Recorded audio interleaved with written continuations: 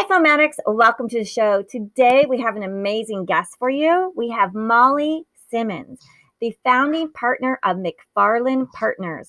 Mallie has deep expertise in strategy, finance, private equity investments in family offices and also enterprises. Let's welcome Mallie to the show. Hi, Mallie. Hi, Marilyn. Thank you so much for having me as your guest today. Oh, you're welcome. And can you let everyone know where we are recording with you live today from? Today, I'm from Minneapolis, where my office is located, and it's a beautiful sunny day, other than what you might think of in the winter when we're famous for ice fishing.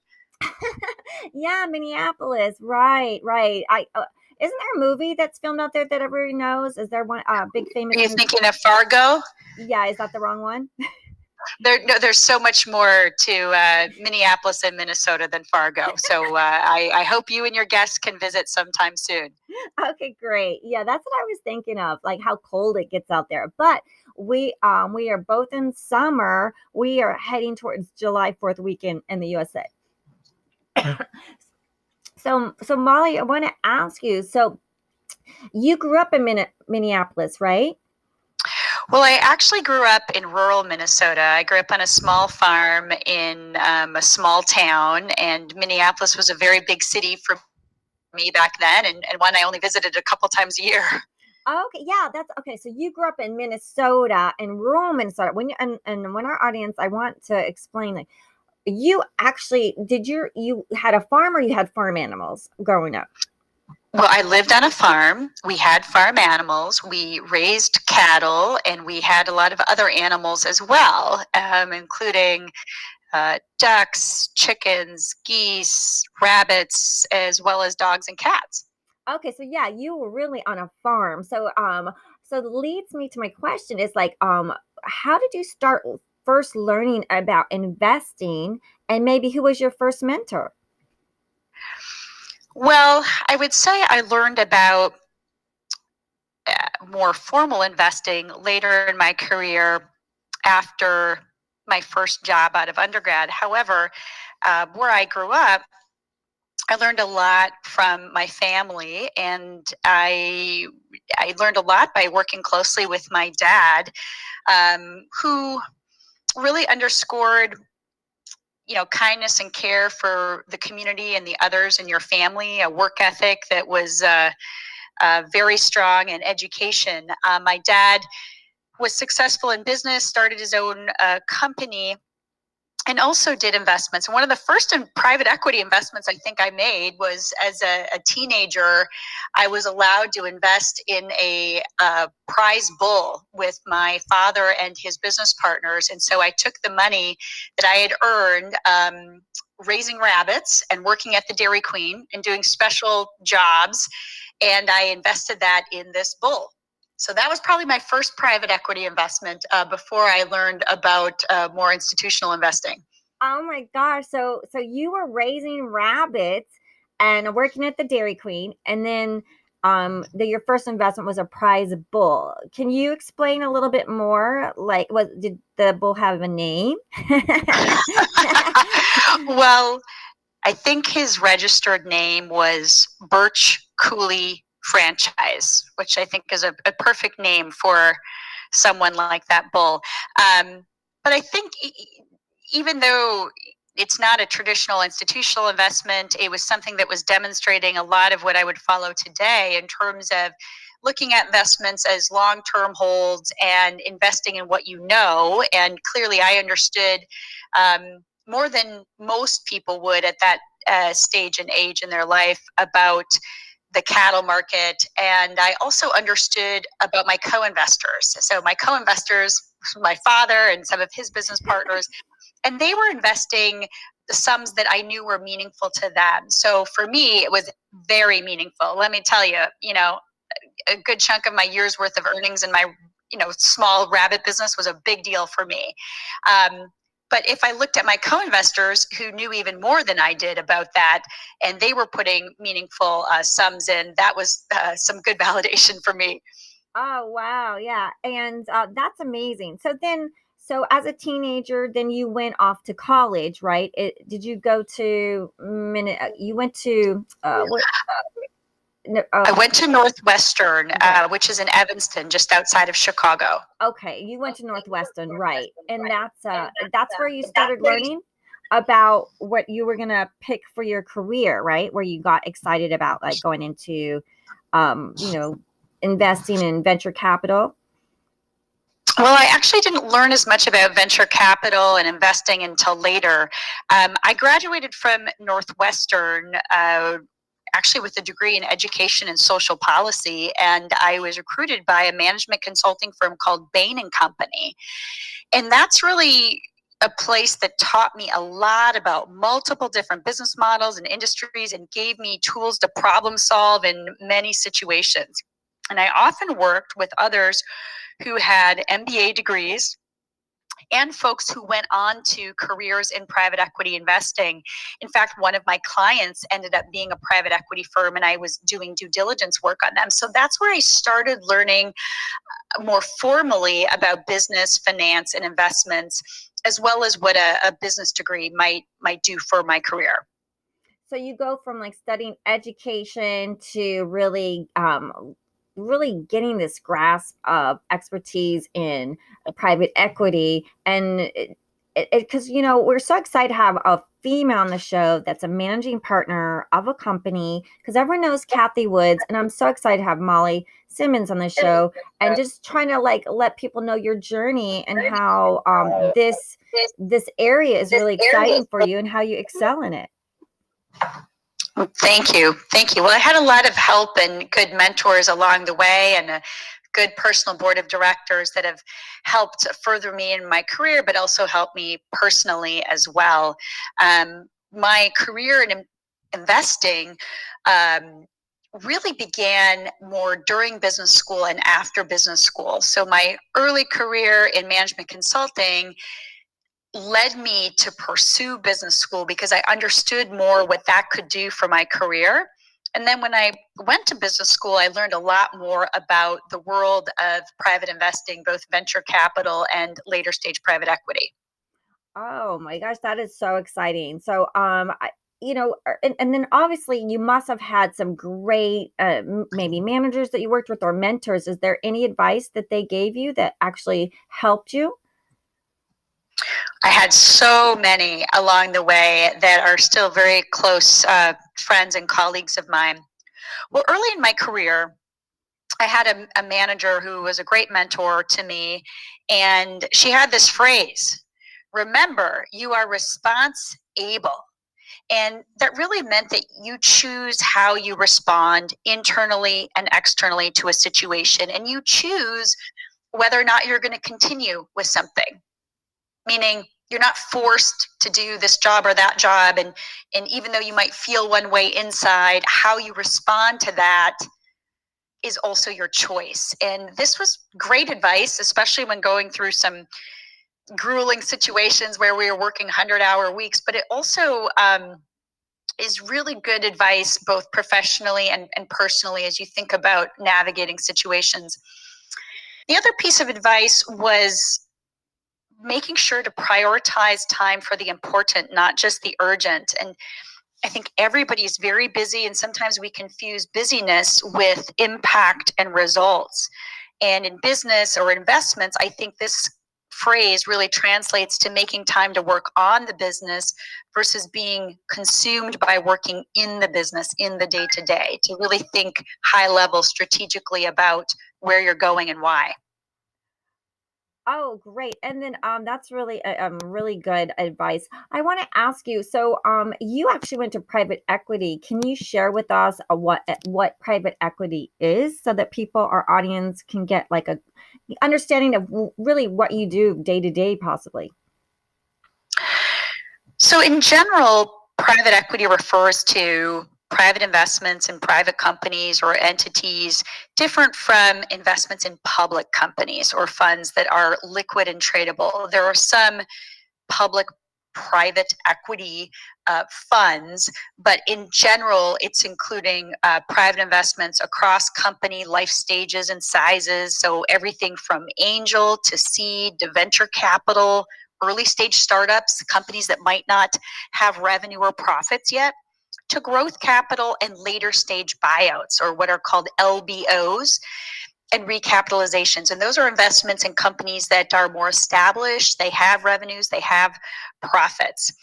And in a nutshell, private equity funds work by raising committed pools of capital from institutions, family offices, high net worth individuals. And these investors in the funds are called limited partners, or LPs. And the fund managers, they're often referred to as general partners, or GPs. And those GPs invest the capital over a number of years into a portfolio of multiple companies. And then they work with those companies to help them grow and improve, and later exit the investments, often through a sale or an IPO. Now, a direct private equity investment would be an investment directly into a company, meaning not through a fund. And that can be in the form of control, meaning you would own a majority, or what would be called minority. You'd own less than 50%. Amazing, amazing. And I think I asked you before, is there any sectors that you like that you can share with some of your favorite sectors when you are looking at stuff? Are there any favorites, or is it just what you know?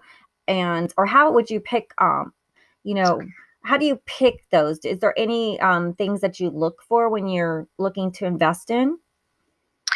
Well, in general, I look at a couple things outside of sectors. Certainly, there are sectors that have the wind at their back, and that are large and growing, and even a rising tide might lift all boats if you can find a reasonable investment in those sectors. And things that are often looked at as interesting right now might include infrastructure, certainly healthcare, food and ag to some extent, and a lot of industries that are seeing impact from artificial intelligence or using big data to drive them. So that would be more of a functional or a data impact on an industry.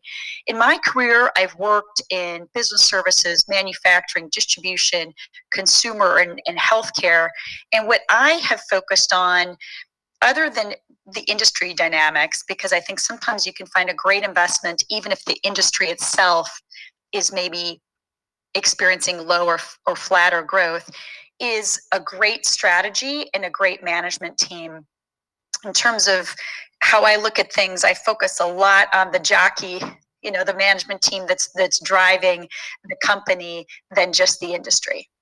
Are you allowed to just share with our audience, and you can keep it private, but like your biggest biggest investment kind of that you were excited about, that you were proud of that accomplishment? Are you allowed to maybe give us a little hints of that? Well, I won't disclose any individual names of companies, but there have been so many that have usually involved ups and downs along the way. One thing that I've certainly learned after my years of investing and working with family and founder-owned businesses, rarely is everything a hockey stick up and to the right. There's almost always a lot of ups and downs on the way to an attractive outcome. And what's been exciting for me is to be a part of that growth and working closely with those management teams, but also a part of often something that becomes life-changing for them and their company, in terms of helping them build, whether it's organically or through acquisition, and often being a part of what can become a life-changing event for those family or founders who own the company when they have a liquidity event. So they might have a partial sale or a full sale, and that's exciting too. Okay. Was there a particular sector that was the biggest one that you guys invested in? Because our audience likes to just, they're like, oh, what sector? What sector? What was it? Was it tech? Was it, like you said, food or manufacturing? I have seen a lot of exciting success and great wins across those sectors, but one in particular that stands out was actually in the I would call the food and ag sector, and specifically the food waste sector. Oh, wow. Yeah, because recycling is real big. Especially, I hope that we can recycle more for all the plastic in the ocean and all the our oceans are. Yeah, any waste management would sound ideal for to heal our planet. So that makes sense. And then I want to ask you, Molly. So can we talk a little bit about your firm? Your firm focuses on business strategies and private investments, especially for family enterprises and family offices. So how are family investments different from a private equity fund? That's a really good question, Marilyn. And I'll try to summarize it here. But most family offices or family owned businesses or a family enterprise, so meaning that could be like a holding company with many subsidiaries of operating companies underneath it, most of them are working to create long term legacy value. They're not necessarily looking for, we have to have an exit in a 4 or 5 year period. They might often have greater flexibility and a long term horizon. And they can be often more patient and flexible than an individual private equity fund, because those private equity funds have specific stated criteria that they need to deliver on. So they might have promised their LPs, we're going to invest in this size, type, geography, in general type of company, and we're going to invest in this period of time and exit in this period of time. And they have to operate in those guidelines. A family doesn't necessarily have those constraints. So they can be one part of a broader insourced or outsourced single or multifamily office. A family office could include many services, not just investments, but investment management might be part of it, but it could also include tax, accounting, legal, estate, philanthropy, governance, as well as strategy and operating management. Oh, that's amazing. Yeah, because people are like, "What's family office? What's family office?" And so thank you for explaining that because that's amazing. Now, one family I just wanted to mention, Marilyn, because this might be a good phrase for people to remember. One family I've worked with has a nice phrase about their investments. They said, listen, we're agnostic about exit timing, meaning they might exit some of their investments, but they don't have to. They don't have specific guardrails. And others might say we have the obligation, we have the ability, but not the obligation to hold forever. Oh, yeah, because some people when they're investing, you're like, now that there's the law passed that there's a lot of like the investors that can invest up to 2,000 that are unaccredited. So the first thing is like, oh, when are you gonna exit? When are you gonna exit? So it seems like if they have the ability and they're not doing it, then you have all those investors. So yeah, it's like a tightrope walk, right? It can be. Mm-hmm. Yeah. And so I wanted to ask you, are there many women in the private equity or family office roles? Well, there's certainly some, but I think there's opportunity for more. I'll say, personally, I think careers in finance, private equity, and family enterprise and family office can be very fulfilling career paths for women and men. And they are intellectually challenging careers. They're rewarding personally and financially. It's just never boring. And I'm constantly learning something new with every new client and every new investment. So I'll share a few stats, as I thought you might be asking about this today. According to a Harvard Business School study, they said that 9% of top VC roles are held by women, and approximately 6% of top private equity roles are held by women. There's some other studies around there. I think Bloomberg cited 8% of the top LBO firms. 8% of the senior investment roles there are held by women. Now, Family Capital magazine cites, they didn't have a statistic, they just said very few women in any single family office staff. And the CFA cited 11% of C-suite roles in investment management are held by women. So what I think is interesting is those numbers might seem small, but when I started in the business, they were even smaller.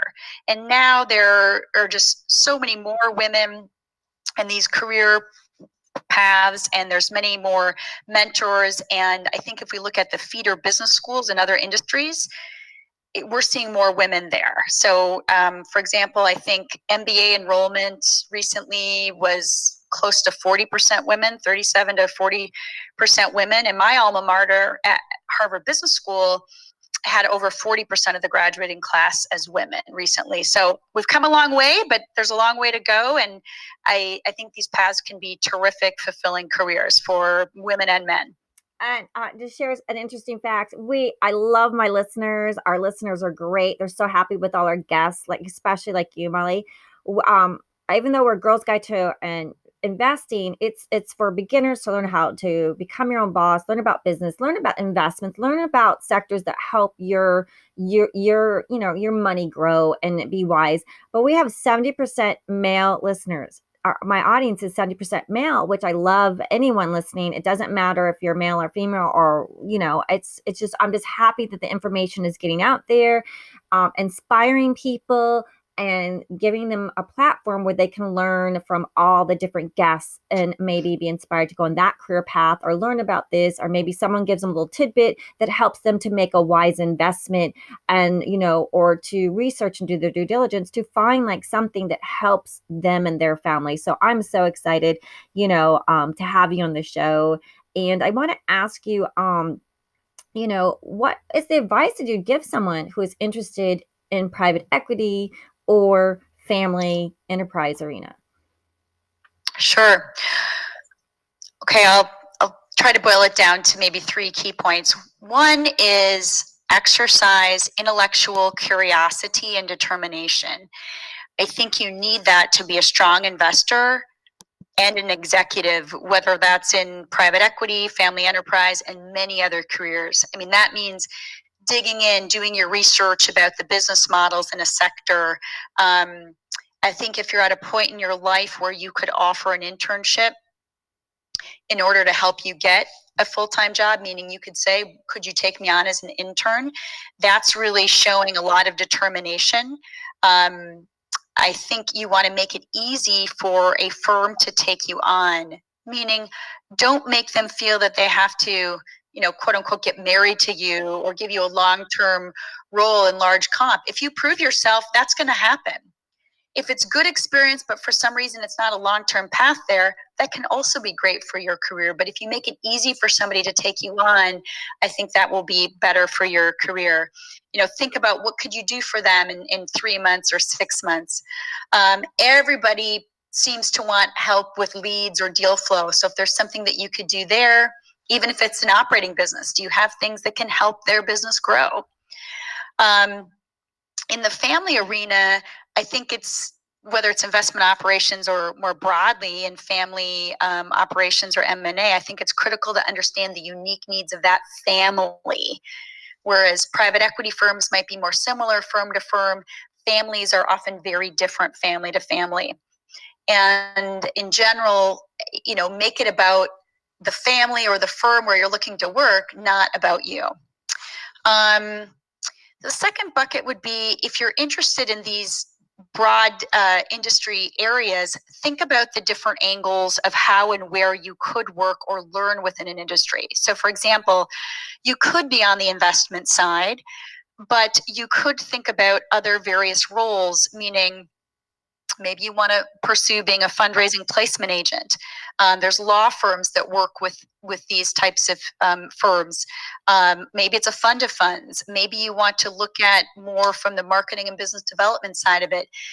So even if you're interested in these sectors, know that there's a lot of different ways to work within that sector, different roles within a firm, but also firms that might be service providers. And then the last thing I would say is get a mentor, be a mentor, have a personal board, seek out mentors, be proactive, consider creating your own personal board of people who are going to give you very frank, candid feedback. They're going to be a good bouncing board for you as you want to bounce off ideas about your career and your life. And then also, pay it forward, be helpful to others that same way. That's amazing. Mallie, girl from Minnesota to going to Minneapolis, right? Well, I lived and worked in Chicago for many years, and then I lived and worked in Boston for many years, and now if you will, I came back home. My office is in Minneapolis, but I fly around the country. Oh wow, you fly around the country. That's so Yes. exciting. It's so exciting that you are, Molly, the founding partner of McFarland Partners. And is there anything else you'd like to share with us? Any funny stories before we close this amazing episode today? I don't have a particular funny story. I wanted to say thank you again for having me as your guest. It's a pleasure, and I really encourage your listeners to consider roles in finance, M&A, private equity, and especially those in the family office arena that might be tied to private investments, because I think they are often not that well known and not that well written about, but I think they can be very fulfilling careers. And it's do you suggest like Northwestern is a great school where they can get that education to go into that career? Because that's a really amazing school that you went to. Oh, thank you. Well, I think certainly there are undergrads that provide some foundation in business. For Northwestern, I was not in business in undergrad. I would say I would look at different companies that can be good training for those careers longer term. So that might include things like management consulting. Right. I started out at Bain and Company. There are many other management consulting firms, as well as investment banking. In both of those places, you're going to learn a lot about business, finance, and investments. Oftentimes, firms in the investment arena or even family office services will take on folks coming out of undergrad. But I think to really broaden your career path, which is what I was looking to do, I would consider business school. And you can look at the different programs of top business schools around the country and look to see what they might have that might fit your needs.